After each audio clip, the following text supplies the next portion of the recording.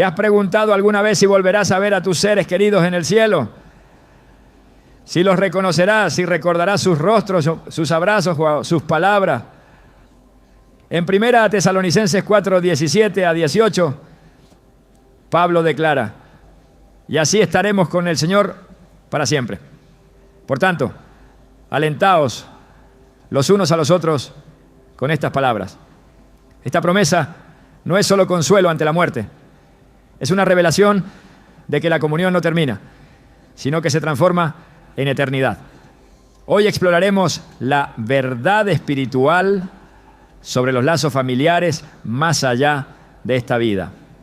Revelaremos si la Biblia respalda la idea de la memoria eterna y el reencuentro con aquellos que hemos amado en Cristo, porque el cielo no es un olvido, sino la plenitud de lo que Dios ha unido.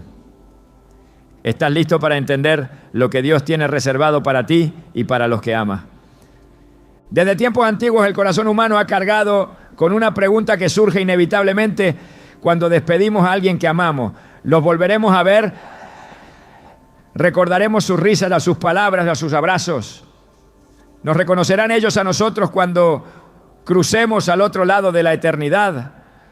No se trata de una mera curiosidad emocional.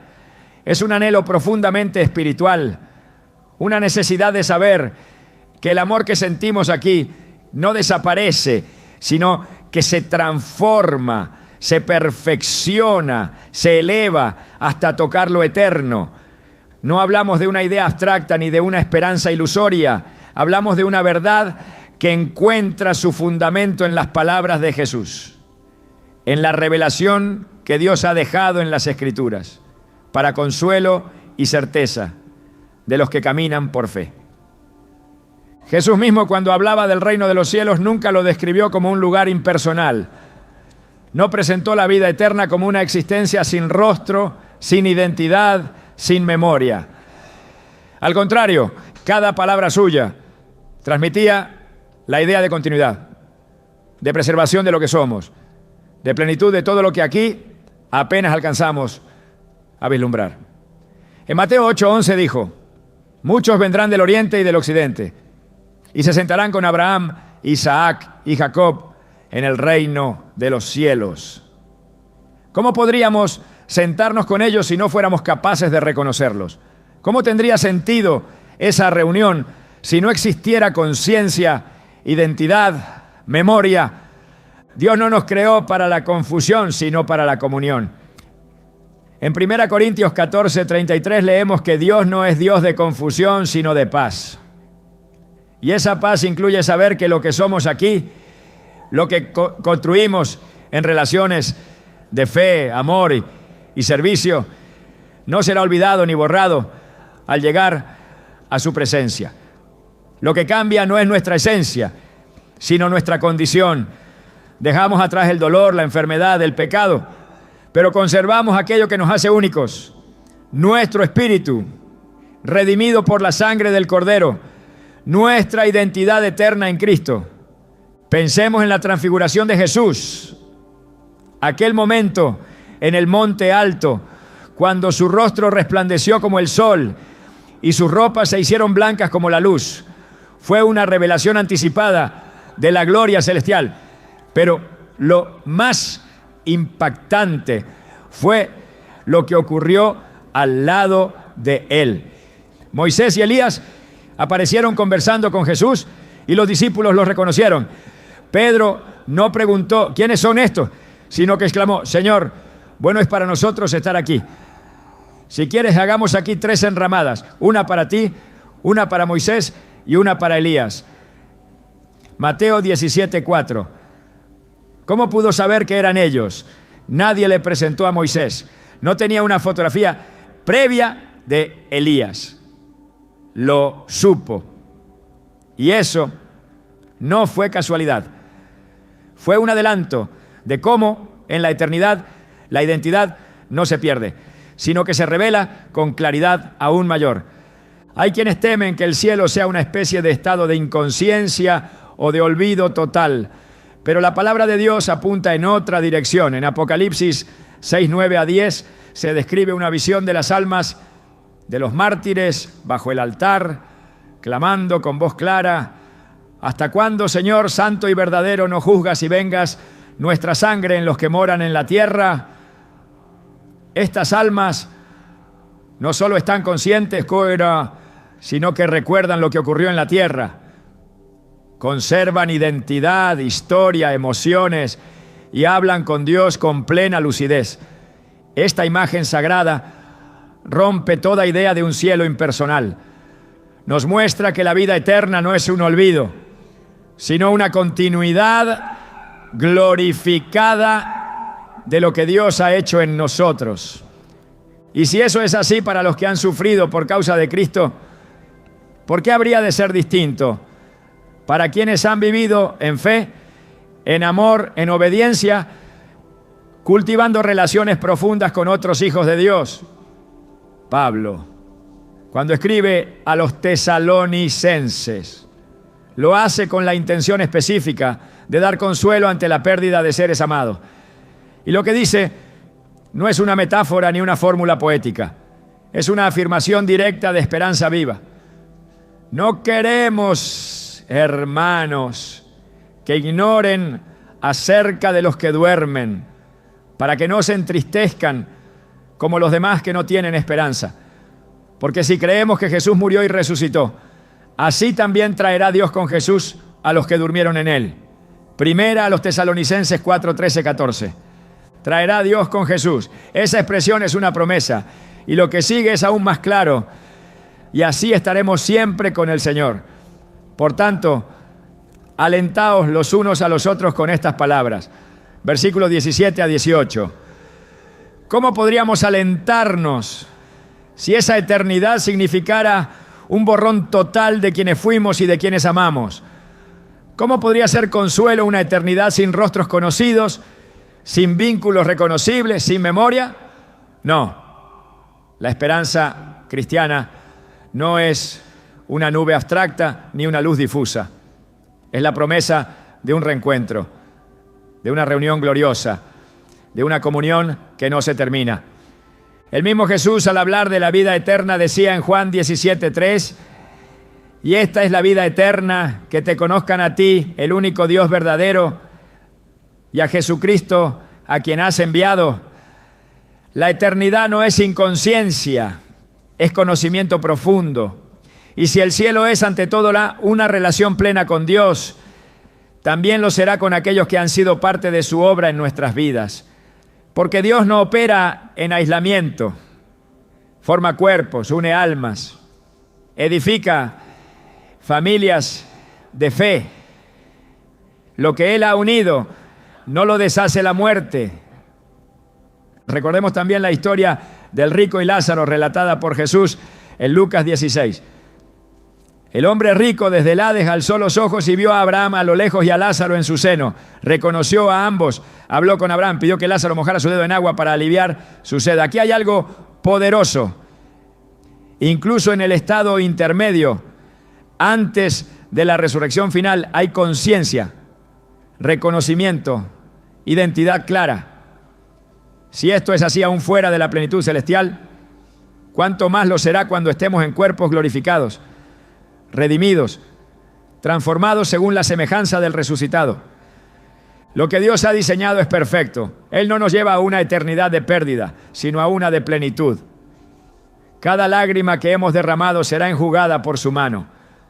Cada ausencia sentida aquí será respondida allá por una presencia gloriosa. Por eso, Apocalipsis 21:4 dice que enjugará Dios toda lágrima de los ojos de ellos. Y ya no habrá muerte, ni habrá más llanto, ni clamor, ni dolor, porque las primeras cosas pasaron. ¿Qué sentido tendría esa promesa si al llegar no recordáramos por qué lloramos ni a quién extrañamos? La gloria del cielo no está en el olvido, sino en la redención total de lo vivido. El dolor ya no dolerá, pero la historia será honrada. Dios no borra su obra, la perfecciona. Y no olvidemos que Jesús, resucitado, conservó su identidad. Se apareció a María Magdalena y ella lo reconoció cuando Él la llamó por su nombre. María, Juan 20:16. Ese instante fue suficiente para romper la oscuridad de su alma. El sonido de su nombre, pronunciado por el Maestro, fue la señal de que todo estaba vivo, de que todo lo que habían compartido no se había perdido. Luego se apareció a los discípulos, les mostró sus manos y su costado, comió con ellos, caminó junto a ellos.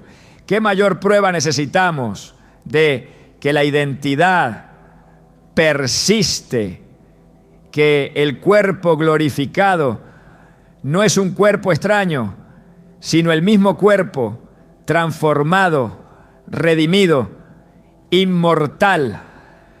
Pablo lo explicó de forma magistral en 1 Corintios 15, 42 a 44. Así también es la resurrección de los muertos. Se siembra en corrupción, resucita en incorrupción. Se siembra en deshonra, resucita en gloria. Se siembra en debilidad, resucita en poder. Se siembra cuerpo animal, resucita cuerpo espiritual. El cuerpo cambia, sí, pero no deja de ser cuerpo. La identidad se exalta, el espíritu brilla con la luz de la eternidad. Y si seguimos siendo nosotros, ¿cómo no habremos de reconocernos? ¿Cómo no recordaríamos lo que Dios ha hecho en nosotros y a través de nosotros? Nuestra identidad no se basa en nuestros logros ni en nuestra apariencia física. Se basa en el hecho de que hemos sido conocidos, amados y llamados por Dios. Isaías 43:1 nos recuerda: no temas porque yo te redimí. Te puse nombre, mío eres tú. Ese nombre no será borrado en la eternidad. Será proclamado con gloria. Apocalipsis 2:17. Promete que al vencedor se le dará una piedrecita blanca y en la piedrecita escrito un nombre nuevo, el cual ninguno conoce sino aquel que lo recibe. Dios nos conoce por nombre, nos recibe por nombre, nos glorifica por nombre. ¿Cómo imaginar entonces un cielo sin reconocimiento mutuo? Si tú has perdido a alguien que amaste con todo tu corazón, esta verdad no es teoría, es bálsamo para tu alma. No has perdido a esa persona para siempre. Si ella durmió en Cristo, la volverás a ver. No solo verás un alma anónima, sino a ese ser con quien compartiste risas, lágrimas, oraciones, días y noches. Lo reconocerás y lo abrazarás con un amor que ya no conoce interrupciones ni despedidas. Porque en la presencia de Dios, todo lo que fue tocado por su gracia se convierte en eterno.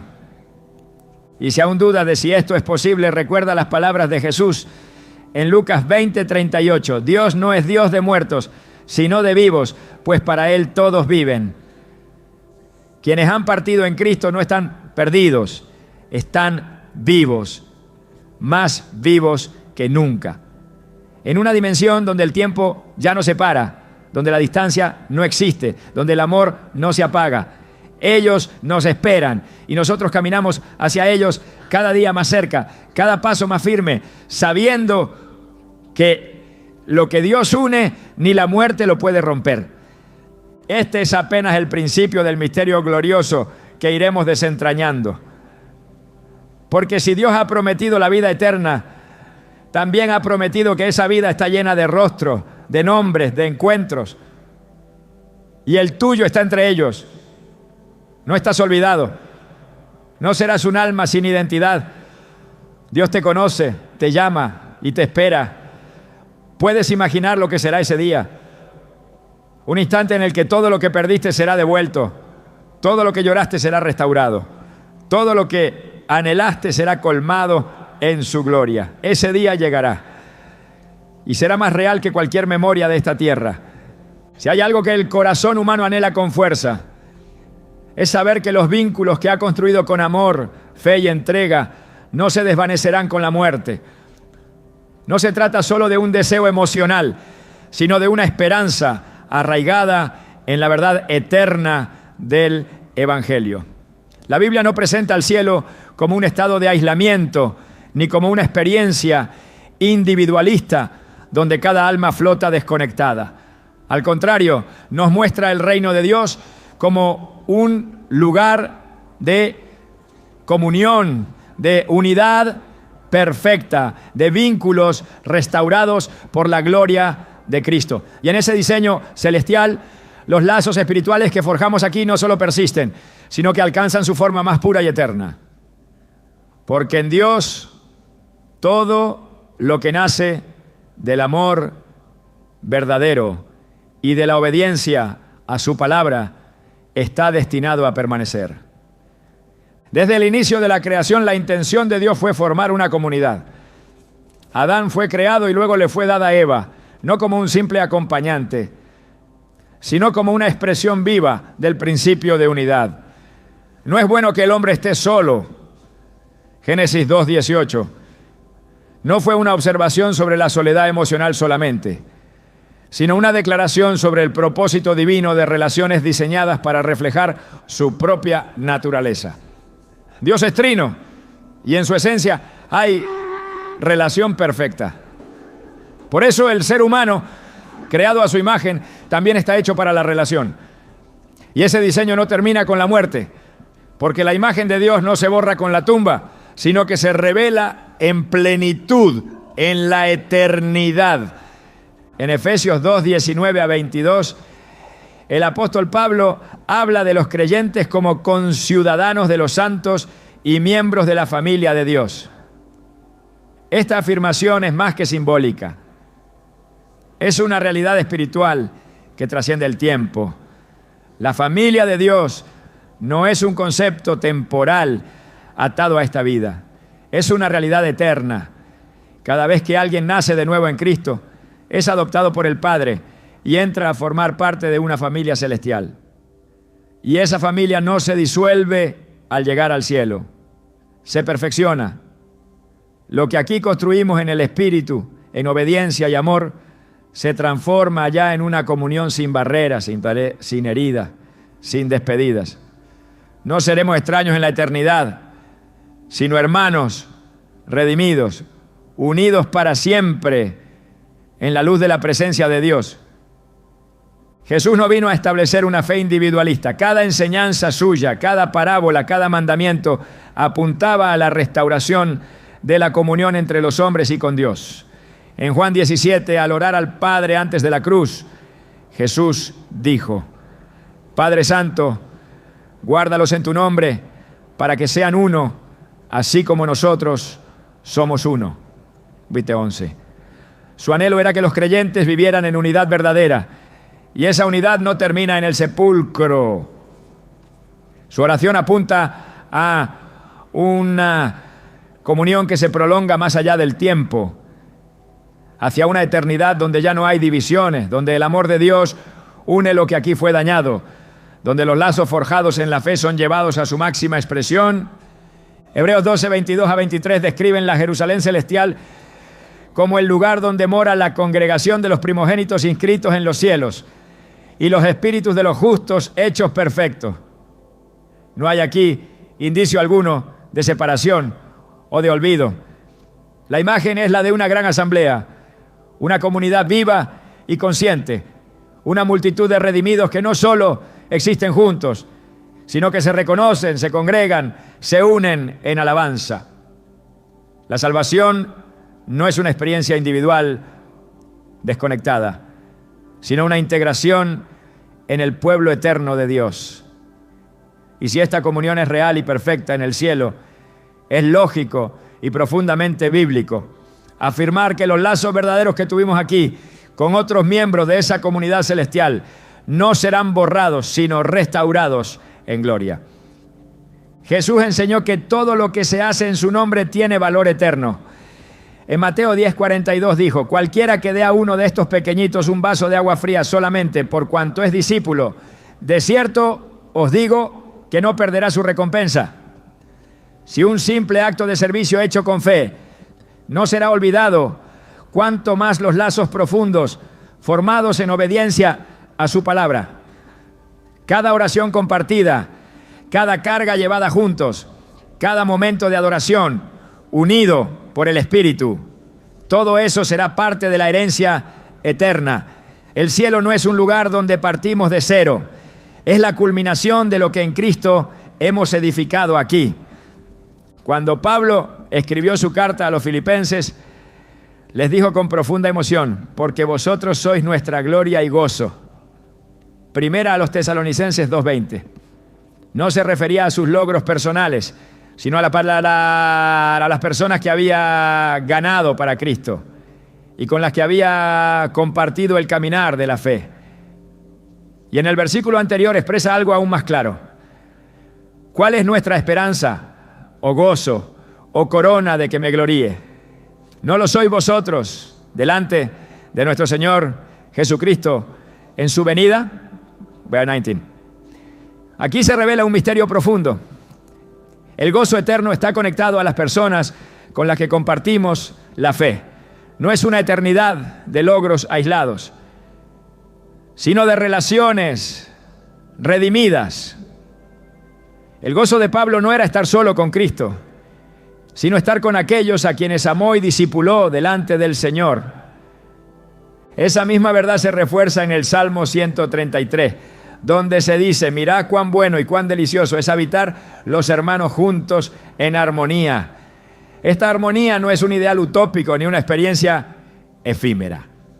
Es un anticipo de la eternidad.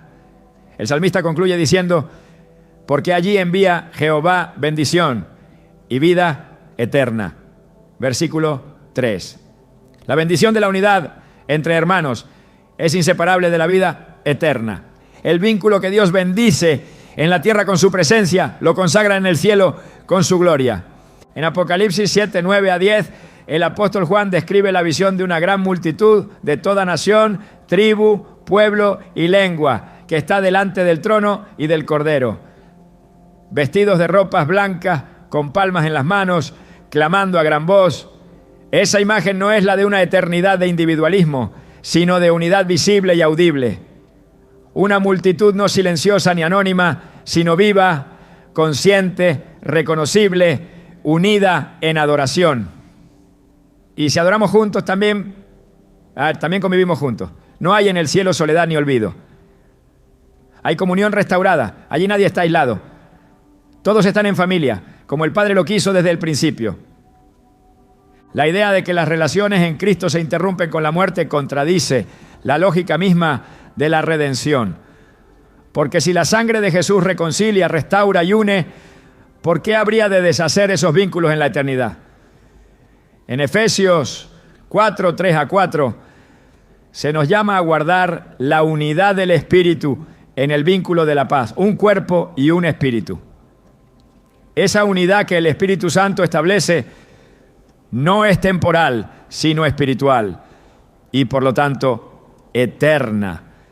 El mismo cuerpo de Cristo del que somos miembros ahora es el cuerpo glorificado del que formaremos parte para siempre. Y en ese cuerpo no hay partes sin conexión. Todo está unido por la cabeza, que es Cristo. Cuando Jesús habla de la resurrección, se refiere a ella como una vida que no puede morir más. En Lucas 20:36 dice que los hijos de la resurrección no pueden ya morir, pues son iguales a los ángeles y son hijos de Dios, siendo hijos de la resurrección. Esa afirmación revela que la resurrección no es solo una restauración individual, sino una participación colectiva en la vida de Dios. Y si somos hijos del mismo Padre, reunidos en la misma casa, viviendo en la misma gloria, ¿cómo no habría de mantenerse la comunión entre nosotros? La cena del Señor que celebramos aquí en la tierra es un anticipo de la gran cena en el reino de los cielos. Jesús lo dijo en Mateo 26, 29. No beberé más de este fruto de la vid hasta aquel día en que lo beba nuevo con vosotros en el reino de mi Padre. Él no dijo solo, ni con otros, sino con vosotros. Lo que aquí comenzó en la mesa del pacto, allá se cumplirá en la mesa eterna. Y no será una mesa de desconocidos. Será un banquete de reencuentro, de reconocimiento, de celebración de la fidelidad de Dios. No hay soledad en esa promesa, hay comunión perfecta. Cuando el Espíritu Santo descendió en Pentecostés, no lo hizo sobre individuos aislados, sino sobre una comunidad reunida en oración.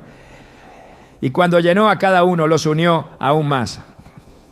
En Hechos 2, la iglesia primitiva vivió una comunión que impactaba al mundo. Y esa comunión no era un fin en sí mismo, sino un reflejo de lo que está por venir. Porque la iglesia es un anticipo del cielo. Una familia de fe en la tierra que será perfeccionada en los cielos.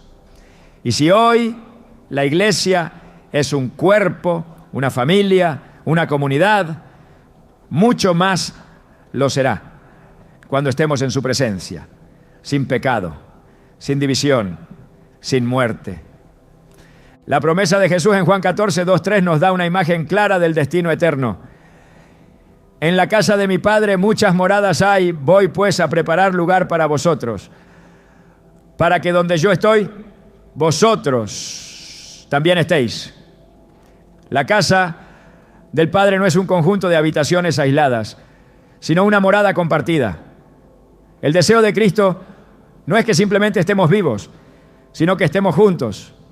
Y si su propósito es que estemos con Él y con los que Él ha redimido, entonces la comunión es el centro de esa eternidad prometida.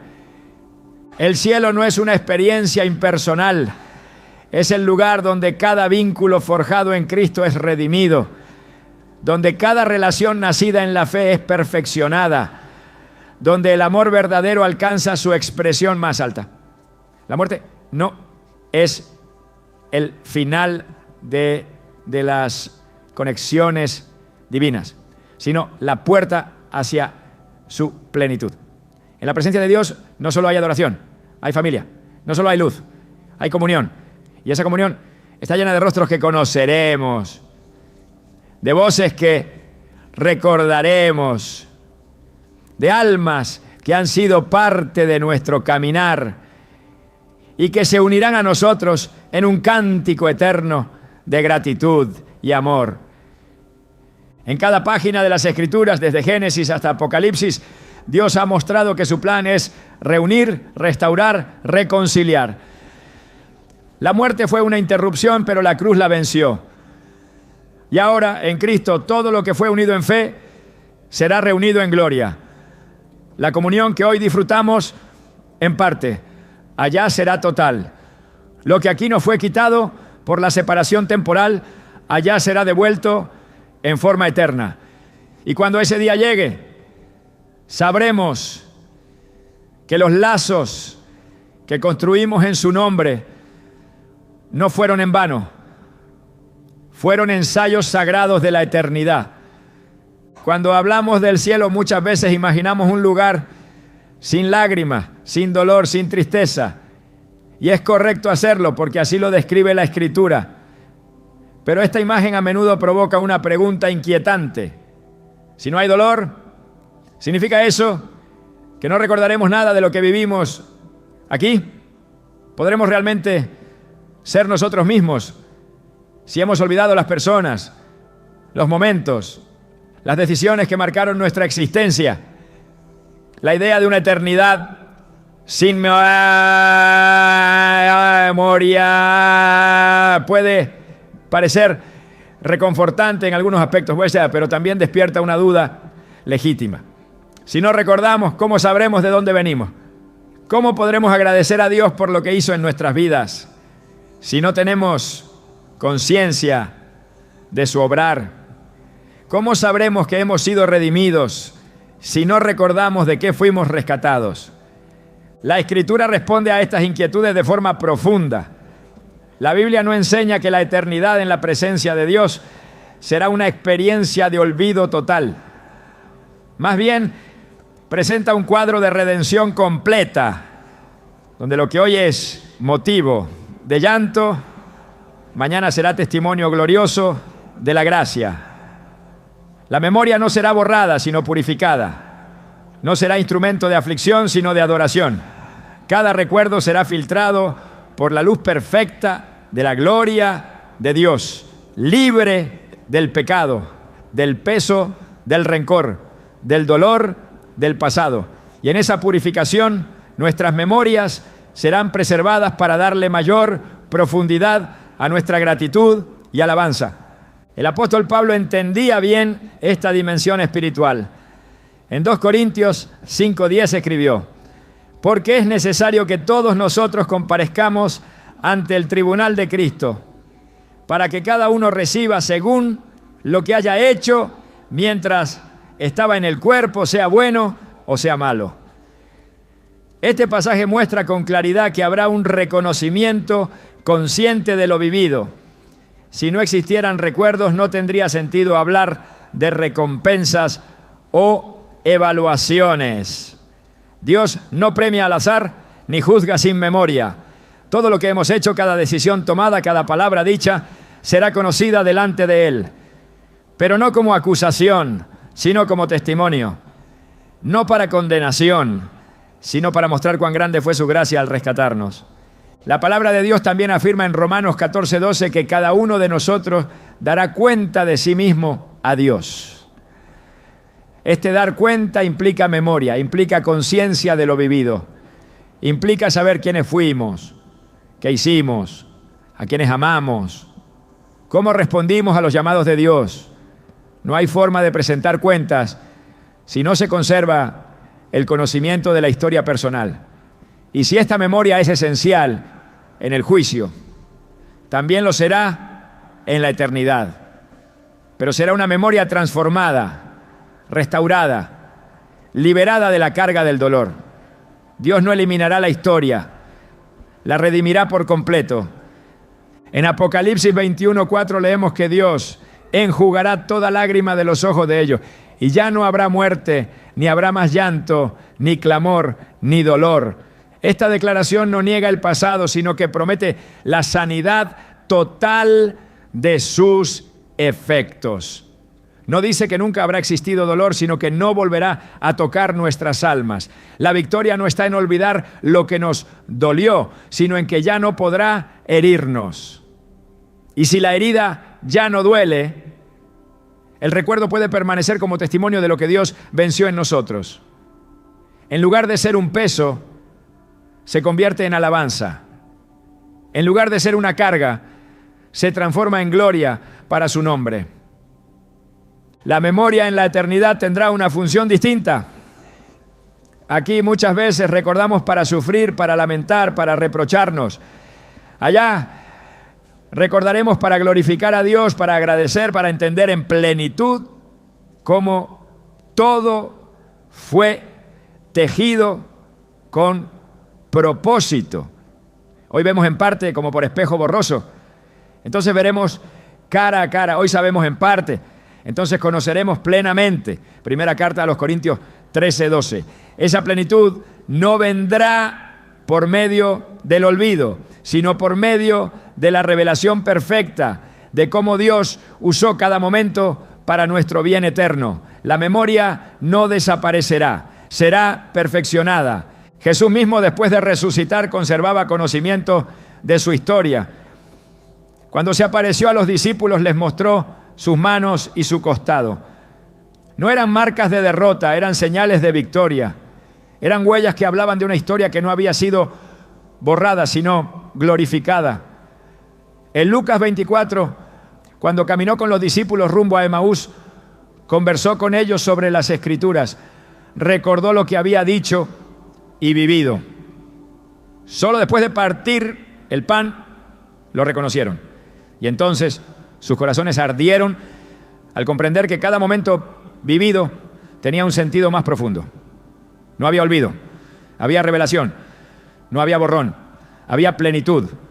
El cielo no será una repetición infinita sin contexto. Será la culminación gloriosa de una historia escrita por Dios en cada vida. Y en esa historia, cada momento, cada persona, cada decisión tendrá su lugar. La Biblia no presenta la redención como una amnesia espiritual, sino como una transformación completa que alcanza incluso nuestra manera de recordar. David en el Salmo 103, versículo 2 decía: bendice, alma mía, a Jehová, y no olvides ninguno de sus beneficios. Esta exhortación tiene eco eterno. Recordar los beneficios de Dios será parte de la alabanza eterna. No lo que nos causó dolor, sino cómo su gracia nos sostuvo. No los errores, ¿no?, sino cómo su misericordia los cubrió. No las pérdidas, ¿no?, sino cómo su fidelidad las redimió. Cuando el apóstol Juan recibió la revelación del Apocalipsis, lo hizo desde una conciencia clara de lo vivido. No era un profeta desconectado de la historia. Recordaba a su maestro, a sus hermanos, a las iglesias, y desde ese lugar de memoria santa recibió visiones del fin, del juicio, del cielo nuevo y tierra nueva. La visión no negaba la historia, la completaba. En Apocalipsis 15:3, los redimidos cantan el cántico de Moisés y del Cordero. No es un canto nuevo sin historia, sino una alabanza que recuerda la liberación, que reconoce la fidelidad de Dios a lo largo de las generaciones. En el cielo se canta con memoria, con conocimiento, con agradecimiento consciente. Jesús, cuando enseñaba a sus discípulos sobre el reino, usaba parábolas que anclaban lo eterno en lo cotidiano. Hablaba de sembradores, de pescadores, de banquetes, de familia. No enseñaba sobre una eternidad abstracta, sino sobre una continuidad redimida. Lo que hoy conocemos será transformado, pero no descartado. Y eso incluye nuestra historia personal. Cada momento de obediencia, cada oración secreta, cada sacrificio hecho por amor, será conocido. En Mateo 6:4, Jesús dijo: tu Padre que ve en lo secreto te recompensará en público. Esa recompensa implica memoria, implica reconocimiento, implica que lo vivido será parte de la gloria venidera. La eternidad no será un lugar de ignorancia, sino de conocimiento perfecto. Y ese conocimiento incluirá la comprensión completa de lo que vivimos. Cada detalle cobrará sentido, cada lágrima tendrá propósito, cada paso dado en fe será reconocido. Y si hemos de reconocer nuestras propias decisiones, también recordaremos a las personas que caminaron con nosotros, no como sombra del pasado, sino como compañeros en la gloria. Aquellos que en la tierra fueron instrumentos de bendición serán reconocidos como parte del plan perfecto de Dios. Pablo, en 1 Corintios 3:13-15, habla de la obra de cada uno, la cual será manifestada en el día final. Y añade que si la obra permanece, recibirá recompensa. Esta obra no es algo separado de nuestras relaciones. Es precisamente lo que construimos en obediencia, en servicio, en amor. Las relaciones que edificamos en Cristo, los momentos vividos con fe, son parte de esa obra. Y si permanecen para ser recompensadas, entonces serán conocidas, recordadas, honradas en la presencia de Dios. No hay olvido en la obra aprobada. Hay gloria, hay celebración, hay reconocimiento eterno. Los salmos están llenos de llamados a la memoria. Me acordaré de las obras de Jehová, sí, haré yo memoria de tus maravillas antiguas.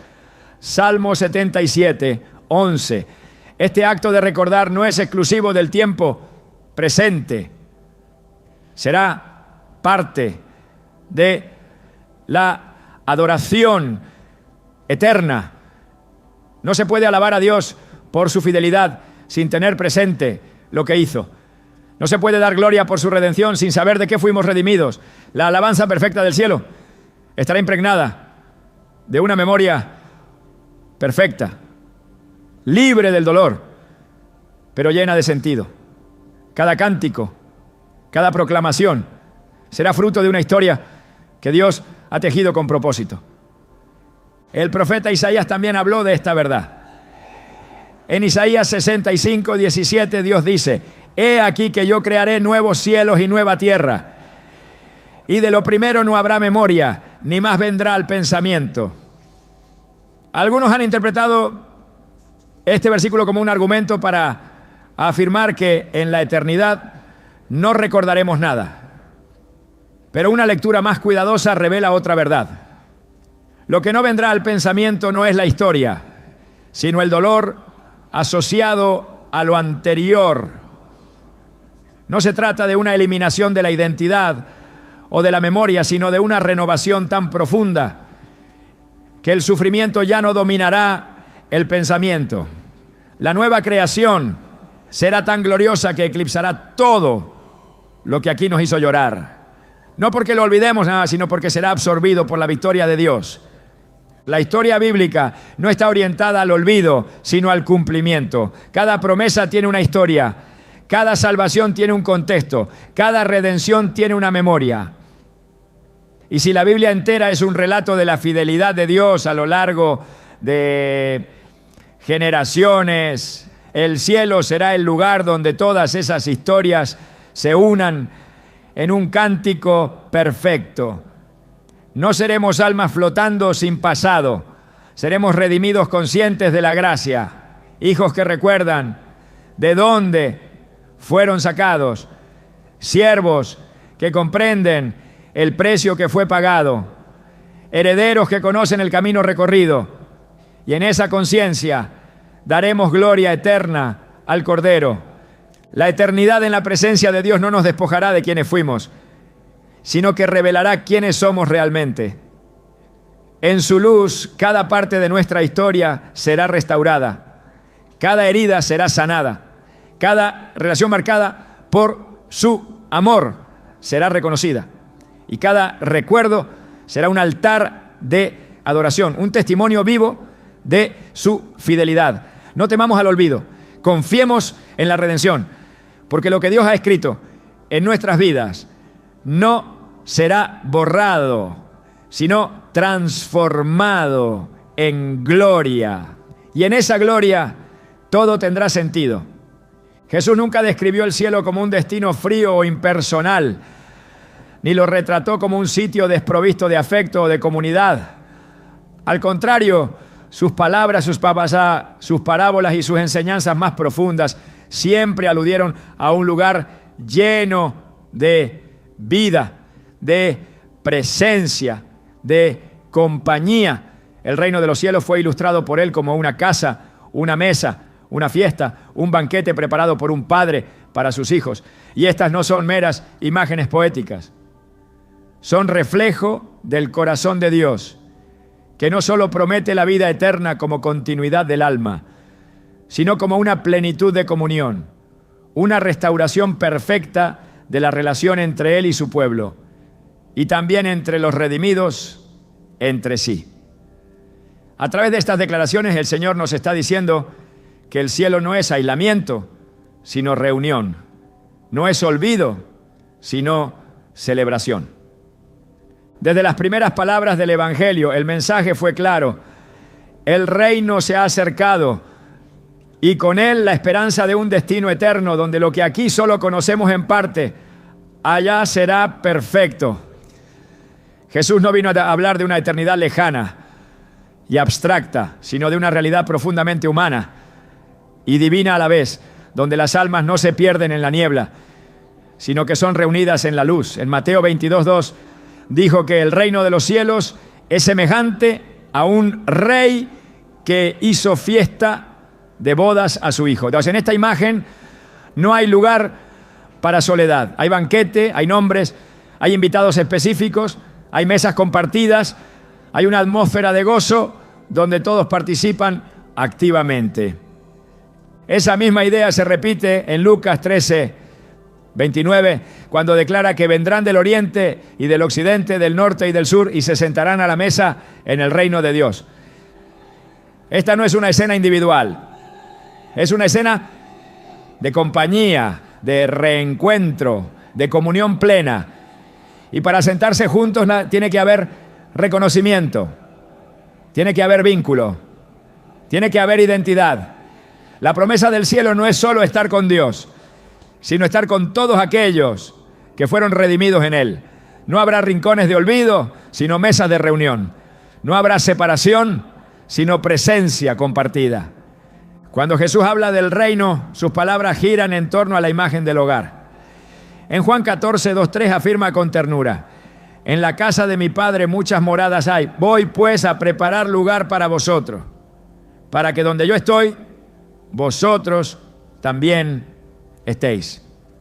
Esta declaración revela algo crucial.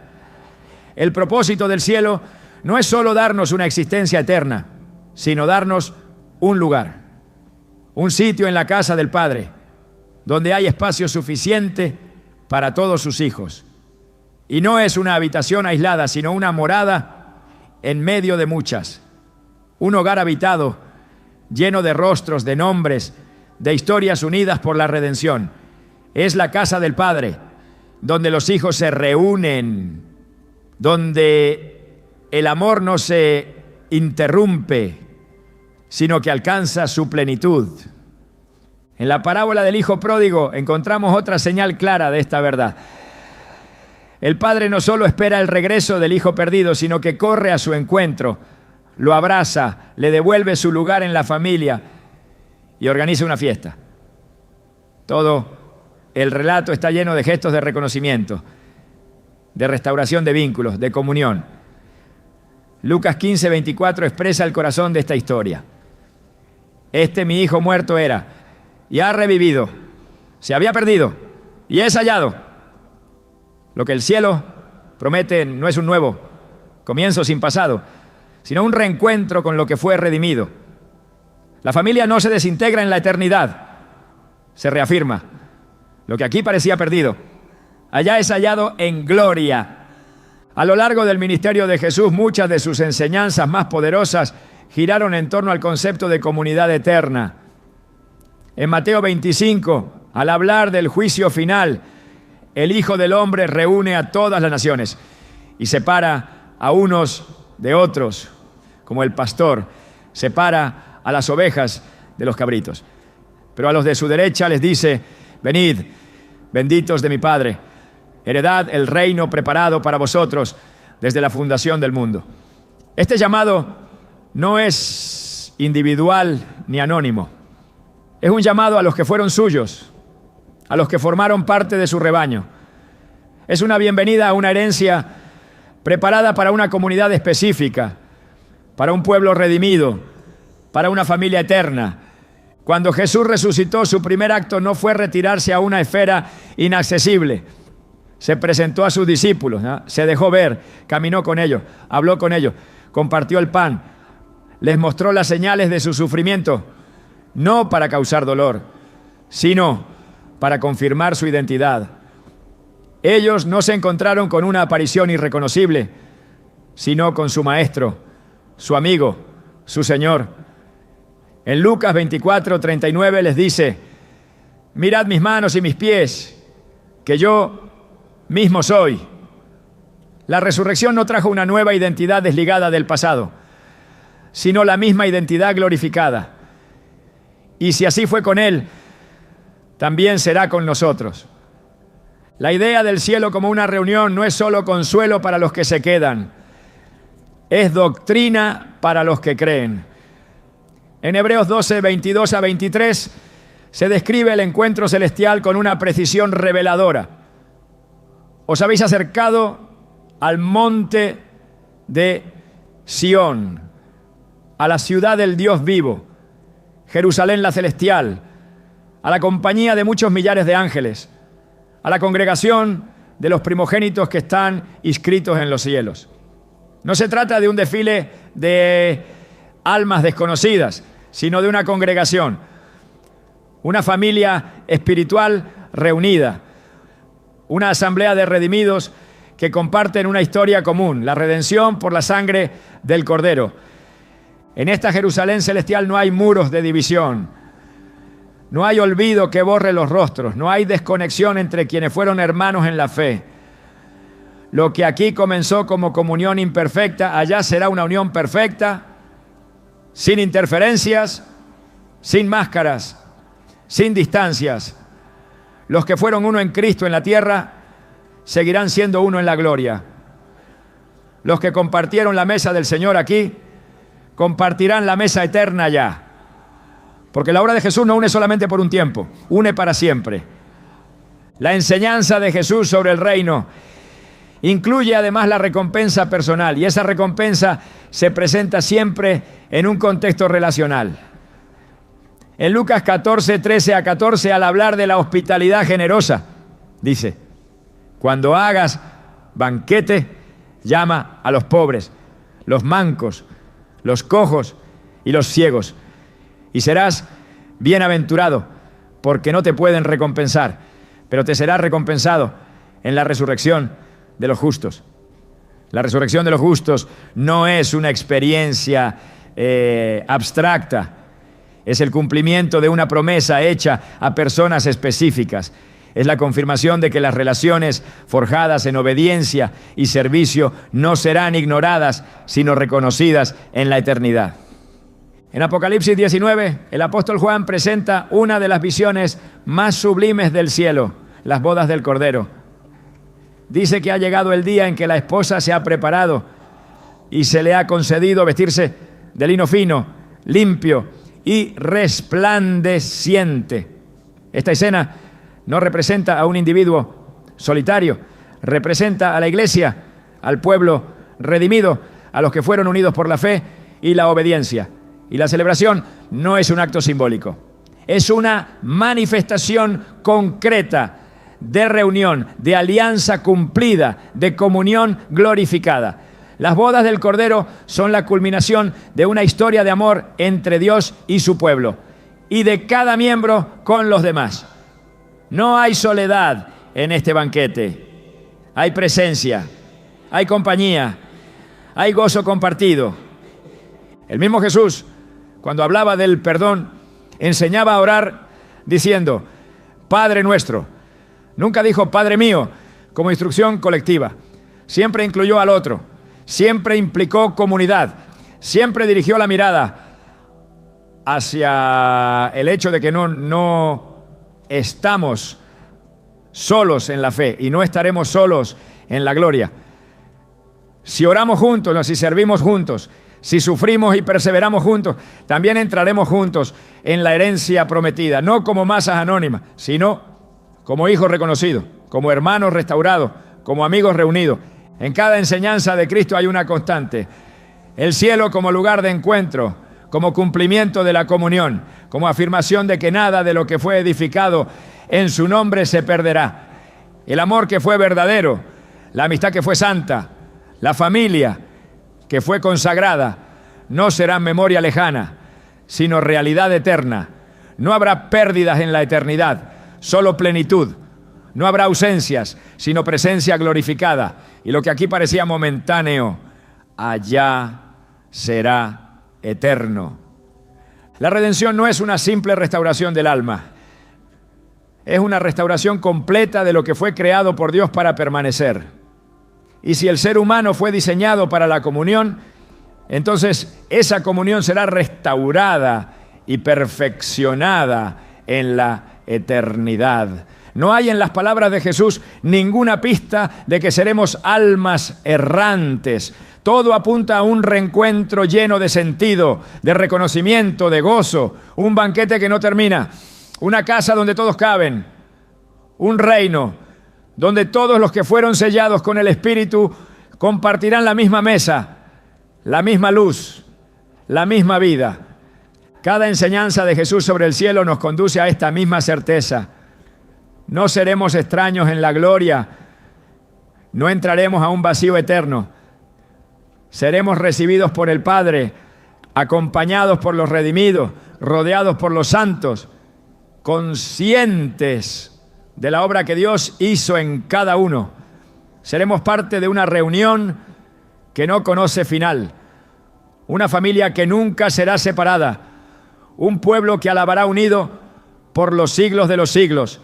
Y si hoy esa promesa arde en tu corazón, es porque el Espíritu la ha sembrado como anticipo de lo que ha de venir. El anhelo de reunión no es una debilidad emocional, es una huella espiritual. Es la señal de que fuimos creados no solo para existir, sino para pertenecer. Y en el cielo esa pertenencia será perfecta. Allí no faltará nadie que haya sido hallado en Cristo. Allí no habrá más despedidas. Solo bienvenida, solo reunión, solo eternidad, compartida en la presencia del Dios que une, restaura y reúne para siempre. En la revelación bíblica no hay espacio para la incertidumbre cuando se trata de la identidad y el reconocimiento en la eternidad. Las Escrituras, desde sus pasajes más simbólicos hasta los más directos, transmiten con claridad que la conciencia, la memoria y el reconocimiento no desaparecen con la muerte, sino que se transforman bajo la luz perfecta de la gloria de Dios. Uno de los ejemplos más impactantes lo encontramos en el relato que Jesús presenta sobre el hombre rico y Lázaro. No se trata de una parábola sin fondo, sino de una descripción con elementos espirituales concretos en la que el hombre rico, desde el Hades, levanta los ojos, reconoce a Abraham y también a Lázaro, a quien había visto en vida. Lucas 16:23 afirma con nitidez que los vio de lejos en el seno de Abraham. El reconocimiento fue inmediato, no hubo pérdida de identidad, no hubo desorientación en la dimensión eterna. Lo que aquí conoció, allá también lo vio. La visión del monte de la transfiguración también nos entrega una evidencia poderosa de este principio espiritual. Jesús se muestra en gloria y a su lado aparecen Moisés y Elías. Aunque los discípulos nunca los habían visto en persona, los reconocen. Pedro, dominado por el asombro, se refiere a ellos por nombre. No hay indicios de que estos personajes celestiales aparezcan como entes abstractos o sin rasgos definidos.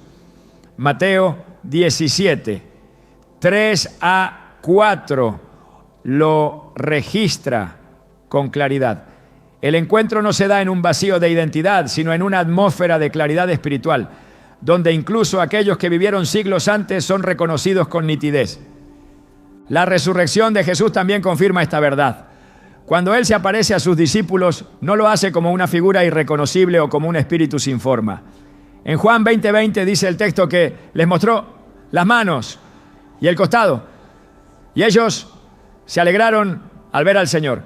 En otro momento, al compartir pan con los de Emaús, sus ojos fueron abiertos y lo reconocieron. Estos episodios no muestran a un Cristo distinto, sino a un Jesús resucitado, glorioso, pero fiel a su identidad. La resurrección no lo desconectó de su historia ni de sus discípulos, sino que confirmó quién era y fortaleció aún más los vínculos que había formado en la tierra. Si la gloria no anuló el reconocimiento de Jesús, tampoco lo hará con los que han sido transformados a su semejanza. El apóstol Pablo dice que seremos semejantes a Él. 1 Juan 3:2. Y esa semejanza incluye una identidad glorificada, pero no destruida. Los redimidos no serán sombras sin rostro, serán hermanos reconocibles, herederos de una misma promesa, reunidos para siempre con plena conciencia de quiénes son, de dónde vienen y a quién pertenecen. La eternidad no borra lo que Dios redimió. La eternidad glorifica lo que Él consagró. Y cada rostro que conocimos en la fe volverá para aparecer con la luz incorruptible del reino. La esperanza del reencuentro no es una idea emocional ni una ilusión piadosa. Es una verdad que ha sostenido la fe de generaciones enteras y que la palabra de Dios afirma con profundidad.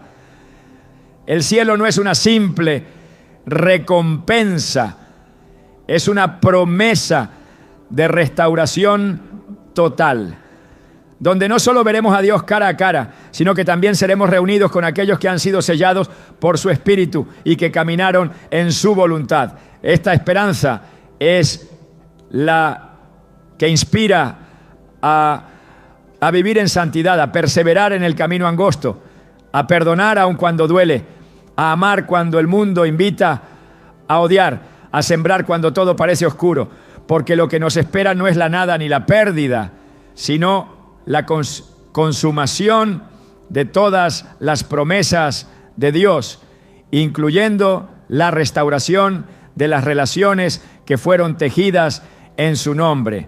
El apóstol Pablo, en 1 Tesalonicenses 4:13-18, no solo consuela a los creyentes ante la muerte, sino que los exhorta a una vida de esperanza activa. Dice con claridad que no debemos entristecernos como los que no tienen esperanza, porque creemos que así como Jesús murió y resucitó, así también Dios traerá con él a los que durmieron en Cristo. Y al afirmar que seremos arrebatados para recibir al Señor en el aire, y así estaremos siempre con el Señor, no está hablando de una experiencia individual desconectada, sino de una reunión gloriosa donde los vivos y los que durmieron en Cristo serán unidos en un mismo evento redentor.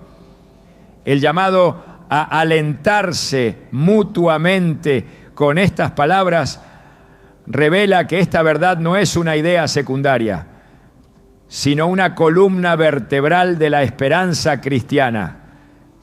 En Hebreos 11, al enumerar a los héroes de la fe, el autor señala que todos ellos murieron sin recibir lo prometido, pero viéndolo de lejos y creyéndolo. Luego afirma en el capítulo 12 que, teniendo en derredor nuestra tan grande nube de testigos, despojémonos de todo peso. La imagen de la nube de testigos no es poética, es teológica. El cielo está lleno de aquellos que nos han precedido y sus vidas siguen siendo testimonio activo.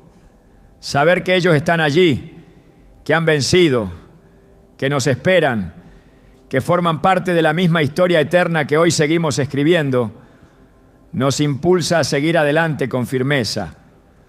La fe no es una carrera solitaria, es un relevo que se corre con la vista puesta en Jesús, pero también con la certeza de que otros ya cruzaron la meta y nos recibirán cuando lleguemos. Jesús mismo habló de este reencuentro con ternura y certeza. En Juan 14:3 prometió: vendré otra vez y os tomaré a mí mismo, para que donde yo estoy, vosotros también estéis. Esta promesa abarca más que una experiencia individual. Implica una restauración completa de la comunión, no solo con Él, sino también con los redimidos que forman su cuerpo. La eternidad no será vivida en aislamiento, será vivida en plenitud de comunión. Allí estarán los que lloraron con nosotros en oración, los que compartieron nuestras cargas, los que caminaron a nuestro lado en fidelidad, los que nos enseñaron a amar la palabra, los que nos levantaron cuando caímos.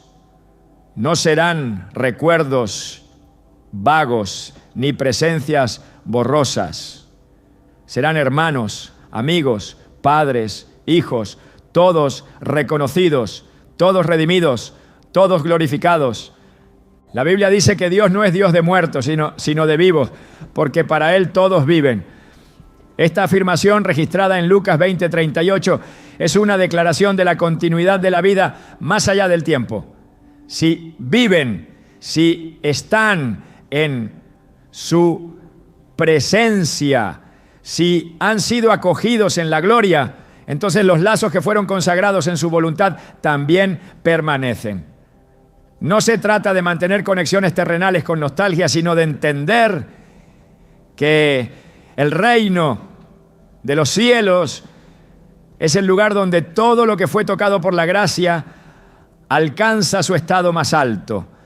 El amor que nació del Espíritu, la fe que fue compartida en comunidad, las palabras sembradas con lágrimas, no se pierden, se inmortalizan en la presencia del Eterno. Esta esperanza del reencuentro nos transforma, no permite que vivamos para nosotros mismos, nos invita a sembrar pensando en la eternidad, a perdonar sabiendo que volveremos a ver, a cuidar de los vínculos espirituales, como quien sabe que estos no terminan en el sepulcro, sino que serán revelados en el reino. Cada acto de amor, cada abrazo dado con verdad, cada conversación regada por la palabra, cada oración compartida en el Espíritu será parte de esa gran reunión que Dios ha preparado. Nada que haya sido hecho en Cristo será olvidado. Todo será restaurado, glorificado y celebrado. Y cuando ese día llegue, no habrá más separación, solo vida eterna en comunidad perfecta con Dios y con los que caminaron con nosotros en su nombre. La eternidad no será una pausa del alma ni un silencio de la historia, sino el inicio del verdadero significado de lo que fuimos creados para vivir. Allí, en la plenitud de la gloria de Dios, no solo comprenderemos quiénes somos y quiénes son, sino también quiénes fuimos llamados a ser. Más allá del reconocimiento de rostros y recuerdos, el cielo nos revelará la intención divina detrás de cada encuentro, de cada relación, de cada alma que tocó la nuestra en esta tierra. No será un simple reencuentro emocional, sino una revelación profunda del propósito eterno que unió nuestras vidas bajo la voluntad de Dios.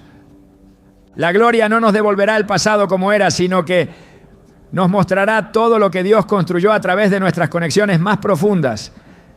Lo que aquí nos pareció casual, allá será visto como parte de un diseño perfecto.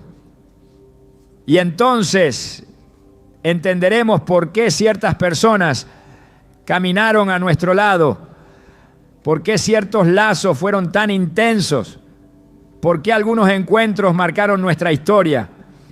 El cielo no será solo la respuesta a nuestras preguntas más humanas, sino la revelación del misterio eterno del amor de Dios, que une, sostiene y trasciende.